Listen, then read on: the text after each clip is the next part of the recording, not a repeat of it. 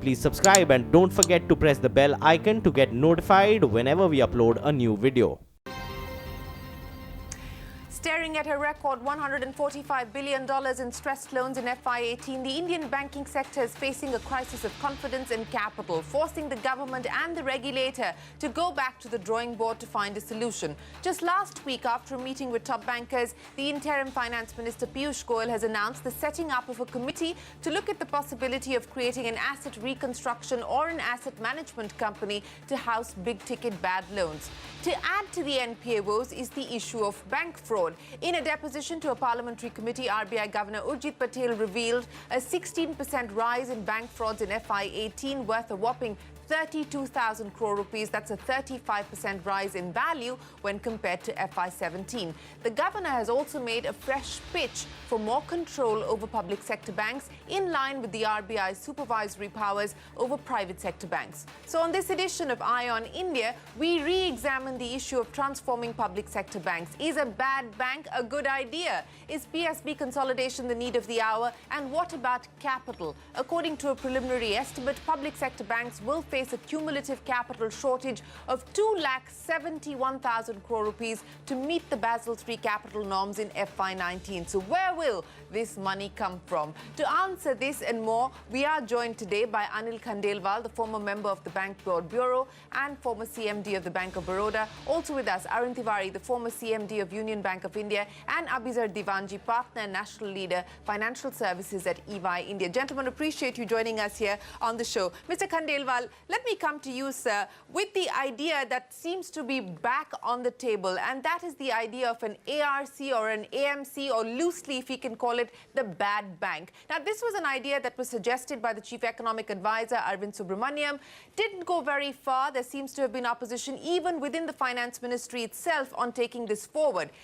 Now, just last week, the government, after its conversation with bankers, seems to be more confident of being able to take this forward. Do you think that a bad bank is a good idea today? I think bad bank has been talked about in the past also. I don't think it's a good idea to have a bad bank, because already the banks which have high degree of NPAs are already bad banks as far as the NPAs are concerned. And if you transfer all these assets to bad bank, there is an issue of capital, where from you bring capital. And I think it's a transfer of a problem. Each bank should be seen as an independent entity who are supposed to tackle their good and bad part. I do believe that although currently banking sector and banks are saddled with lot of problems and the perception issues, I, for one, am extremely optimistic that going beyond NPA and some of the key issues, the issues are one of fundamental transformation, 360-degree transformation, where the transformation is required in regard to Reserve Bank of India, in regard to government, in regard to individual banks. I think we are missing woods for trees, and that we are not able to see the total picture. Okay, missing the woods for the trees, and a bad bank is merely the transfer of one problem from one balance sheet to another. Mr. Tiwari, would you agree with that? What we are given to understand is that the government at this point in time is looking at transferring the bad assets of PSBs into this national ARC, that the existing shareholders of these banks will get a proportionate share in this new companies. The banks will demerge their NPL portfolio and transfer assets to the national ARC at a fair value. I mean, this is what we're given to understand is the thinking at this point in time. Would you agree with Mr. Khandelwal that this is really the transfer of a problem from one bank to another, and it is missing the woods for the trees? Yes, partially I do agree with Dr. Khandelwal, but the issue is perhaps where from this is coming to the government is, if all the banks, 11 of them being under PCA, they can't do much. If they have to going forward and start working and start lending, so cleanup. Now, cleanup is not just that you take out the loan from one institution to another institution. It's much beyond that. It's not talking just about the resolution. It's about the recovery and resolution both. So perhaps what might be thinking is if you shift these bad assets to one entity, and this has been done in the China. If you remember, sometime around 1997 to 2000 period, these big four banks back in China, all the bad assets were transferred to four state-owned enterprises. And these state-owned enterprises, they were funded by government of China. And how they were funded is another interesting story. What they did, they like something what we have here, SLR, CRR, they reduced that. So whatever was the differential surplus with the banks, they put them in the bonds, came back to the banks as capitalization, bad assets transferred to this four ARCs or SOEs back in China, balance sheets were cleaned up, all these four banks went overseas, got them listed at New York Stock Exchange, Hong Kong Stock Exchange, Beijing Stock Exchange at a premium. So whatever premium came, they paid it back to the government. So it was just a book entry, but it worked for a while, but after 10 years, 15 years time frame, they are back at the same place. So I think experiment like IPL, Shireen was also an experiment to begin with. If it was not for IPL, many players would have left, would have ended their career in Ranji Trophy and Duleep Trophy. So an experiment and a limited, if the time space, if it's done, I think it should be given a chance. It should be given a chance. Abizar, do you believe that it should be given a chance? And let's talk about the capital requirement as well, because what one is hearing is that the government may in fact tap into the NIIF to be able to provide the capital for this national ARC as and when it were to be set up. Do you believe that this is the need of the hour today? See, whether you do an ARC or whether you don't do an ARC, frankly, that's not the moot point. The moot point is that you will need capital, and as your numbers rightly flash, you need around 2,70,000 odd crores of capital. Now, unless that capital comes in, you're not going to be able to wipe out your books. Now, whether that capital is required in the bank or in the proposed bank is immaterial, frankly. But the capital is surely required. Question is that how do you, there are three big problems today in resolution of assets. One is capital, as you rightly said. Two is aggregation of exposures. I mean, we sit in joint lenders forum with 20 bankers and none of them are able to take a decision. If somebody is able to aggregate exposures or even aggregate decision making, I guess we'll be better off. Now, in whatever form that can happen. Okay. And the third and the final thing is, do we really have the expertise to do resolution?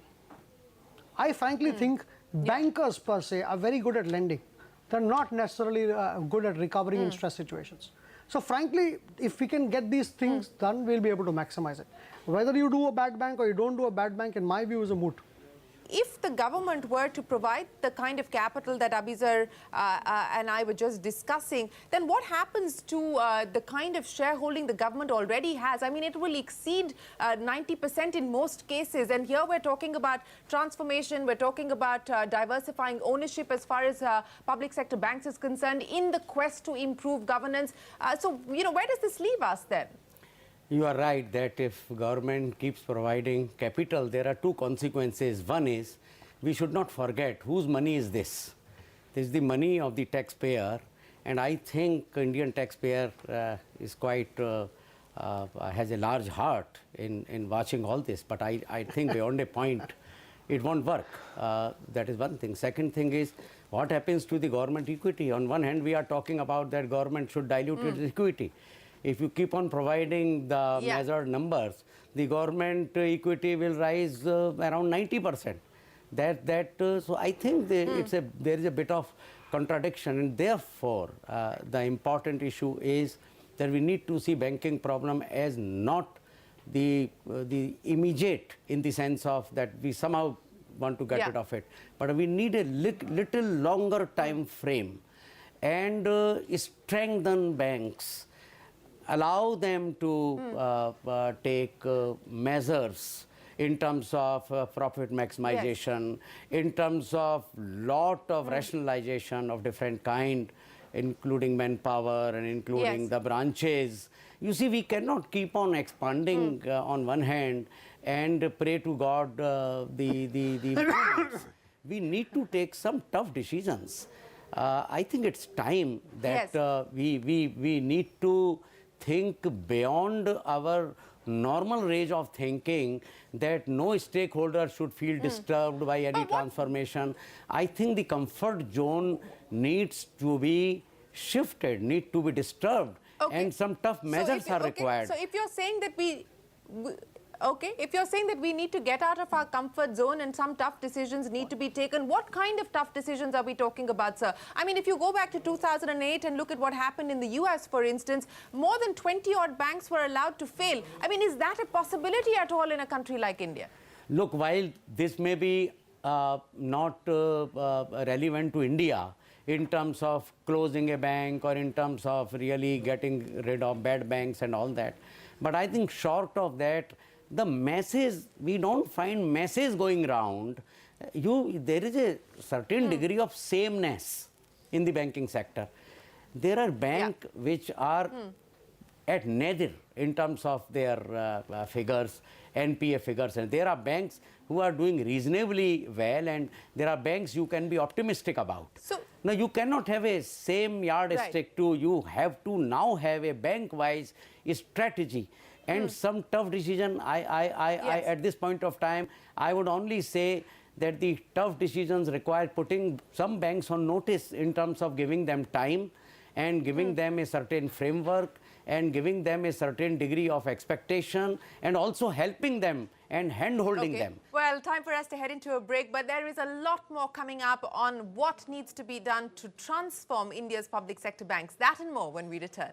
You talked about setting up an expert committee. So the Bank's Board Bureau was set up with exactly this thought in mind, that it would be able to provide the roadmap for the so-called transformation of the banking sector. 3 years down the line, sir, as you rightfully pointed out, where it's the same business that we're talking about. It's exactly the same conversation, whether it's the ARC, which was discussed 3 years ago, or it's holding company structure, which again was discussed during the time of the Indradhanush plan, which the Minister of State for Finance then, Jayant Sinha, had put forward. I mean, we haven't really seen much forward movement on any of these so-called path-breaking reforms that were discussed. So do you believe that there is political will and appetite?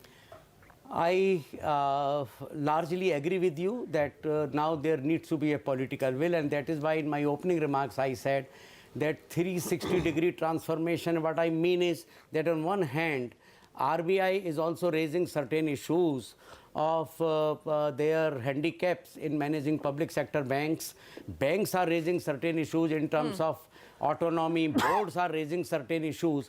I think it's time that something like Narasimhan Committee, which made some fundamental reform measures and they worked very well, should now be set up to look at a variety of issues, the variety of suggestions made by BBB, the variety of suggestions RBI is calling for, the thinking of DFS, the thinking of board people.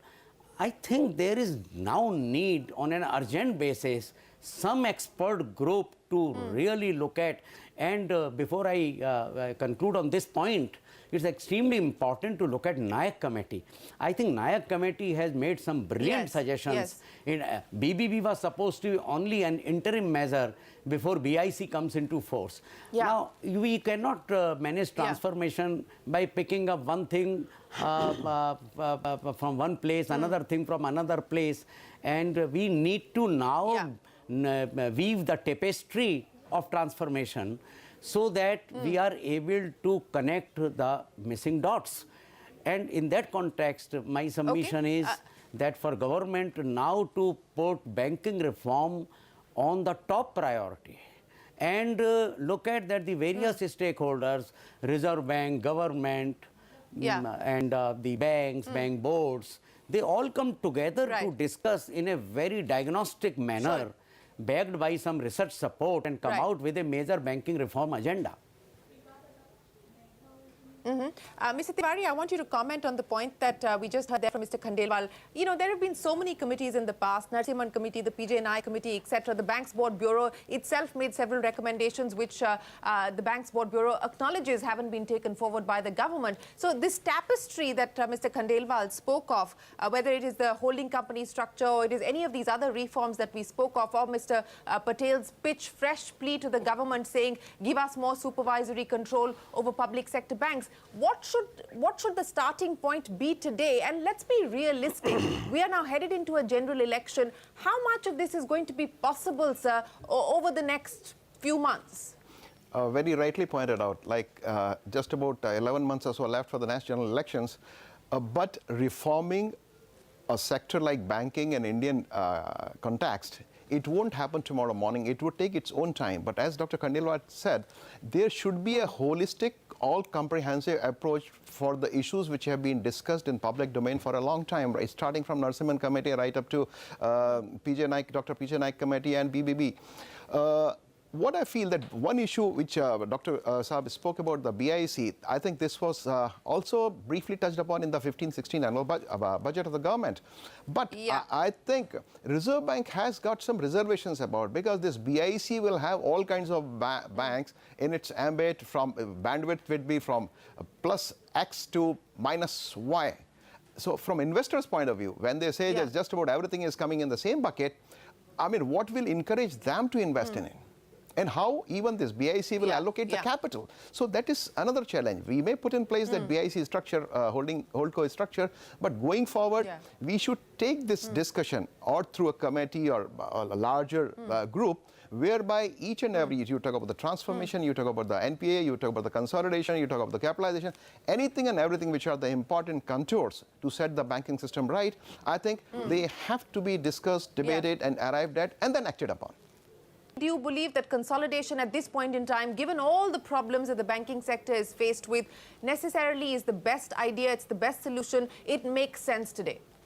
This is not the best idea, let me be honest, because when the situation is so depressing currently in terms of NPAs, in terms of many other things that banking industry needs to do, at this point of time, when it is very difficult to manage large size organization, to add to its challenges by merging banks, and it doesn't solve any problem. If you bring other bank, there is a capital problem. It comes with its attendant problems. Banks are not in pink of health. When you go to private sector, they make lot of assessment, which entity to take, why we should take, how it will create value, whether it is 2 + 2 = 5. Here, I think all those factors, in my opinion, at this point of time, the time is just not ripe. Having said that, I should say that yes, there is a need for consolidation. There is for too long we have discussed it. So again, my point, time and again, I'm saying my point is only this, that let some wise group of people look at everything on plate in every committee and decide what is good for Indian banking system. As Abhi sir pointed out, how many more committees are needed, I'm not sir? saying. You were a part of a wise all group I'm of people saying that was set up I'm to not look saying at exactly how these many issues. committees. I am saying somebody has to now look at all these committees and finally give a reform agenda to government. Today, the new generation bankers possibly would not know what Narasimhan Committee or any other committee. I think the point is, each committee has made something, some group of wise people, and I don't say you have a longer duration. This can be done in 3 months. As Abir said, that this Naik Committee has made some very significant proposals. And we only need to take decisions. And certainly, at any point of time when you take decision, you do require some wise people to deliberate those things. I am not talking of any committee giving a bulky report and again you are deliberating on that. I think decision makers, and this should be at the highest level where the decision makers are now able to take decisions on certain proposals which already exist. View that a lot of people are also expressing is that, maybe there's just way too many experiments, as Mr. Tiwari was pointing out. You've just started the IBC process. Now you want to experiment with the ARC. And as Mr. Tiwari rightfully pointed out, it will be an experiment to start with before things stabilize. You're barely stabilizing the IBC. Why don't you focus on that and address the issue of what is causing the NPAs and then look at the capital requirement, etc. separately? Would that make more sense? Focus on resolution via the IBC and try and address or diagnose the problem to do with NPA and address that separately? First of all, these are two very mutually exclusive problems. Why I'm saying this is, improving credit processes is one leg which we have to work on, so that there are no future capital erosions that happen. So for example, if the 2,71,000 crore were to come in and a multiple of that were to be lent in the same way as it was lent in the past, then you will have another problem 5 years down the line. So I think that's one problem that has to be addressed. Nobody can take that away. The other issue is, how do you make recoveries out of the existing 10 lakh crore problem more efficient? And I think that is where I think if an aggregated exposure approach is taken to resolving assets, as in not against 15 bankers trying to decide. I've been in JLFs, frankly, where there have been 15 bankers and they're not able to conclude a decision. I mean, I think a husband and a wife can't reach an argument. You can't expect 15 bankers to reach a consensus. So my view is that if that doesn't happen, how will we reach optimized resolution? Even if we have NCLT, we may have whatever. I think we need the expertise, we need external capital, and we need aggregated decision making for the current mess to be sorted out. And just one more point I'd like to make, Shireen, regarding this consolidation bit. Why I dare not agree with these people that it's not the right thing. It is clearly not the right thing. Why right now, but for a long time to come? And I don't. For me, elections don't matter, frankly. Though elections are a good enough reason not to do it. The real issue is, if you look at the market cap of our public sector banking system, it's around 4,80,000 crores, out of which SBI is 2,40,000 crores.